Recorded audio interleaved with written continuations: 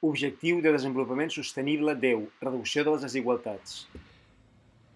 Bon dia, soc al Port de Vilanova, un dels 3 ports que la Generalitat de Catalunya va oferir perquè pogués venir el vaixell Aquarius carregat de refugiats. Vull dedicar aquest microvídeo a tota la gent que treballen per salvar la vida i la dignitat de les persones refugiades i molt especialment a Proactiva, Open Arms i l'Òscar Camps i tot el seu equip. D'on venen els refugiats? Del sud, dels països en desenvolupament, dels països, sobretot, on hi ha violència, on hi ha riscos per la integritat. Però no em referia a les persones, em referia d'on ve la paraula. Refugi ve del llatí refugium, però anem més enllà. Igual que faríem amb les persones, anem a buscar les causes més remotes, també amb la llengua. D'on ve més enllà? Doncs de la llengua proto-indoeuropea, abans que el llatí, abans que el grec, abans que les llengües germàniques. I aquí trobem una arrel que era beuk. Beuk volia dir escapar. Aquest beuk, aquesta vehic inicial, va passar a F i va donar en llatí fug, fugir, fugire. Però també va anar al grec.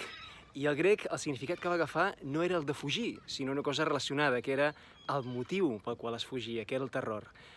En grec, aquest beuk va també canviar a F inicial i va passar a phobos. Per això marxen els refugiats, per la por. I esperem que aquests refugiats siguin acollits i arribin, sobretot, sans i estalvis. Sans vol dir sa, sencer, i estalvis no té res a veure amb estalviar els diners, sinó que vol dir a refugi. De fet, amb els diners també volem que estiguin a refugi, no? Doncs estalvi vol dir refugi. De fet, estalvi, aquesta paraula tan catalana, ve del basc. En basc, de la paraula, una paraula antiga basca, que era estalpe, i estalpe volia dir, senzillament, refugi o protecció. Per tant, quan diem sans i estalvis, volem dir que la persona arribi sana, sencera i a refugi.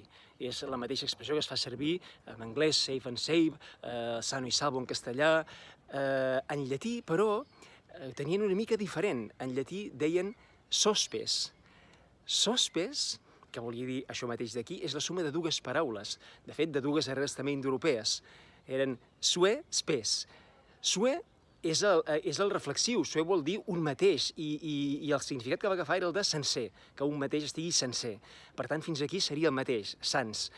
Però spes vol dir esperança. Per tant, quan en llatí, en lloc de sans i estalvis, deien sospes, que arribin els refugiats, que arribin sospes, volien dir que arribin sencers i amb esperança. Això és el que esperem.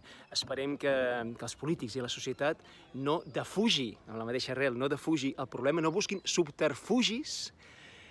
Igualment, deixeu-me també que parli d'aquells exiliats que els han volgut qualificar il·legítimament de fugitius o de fugits. No ho són, són exiliats.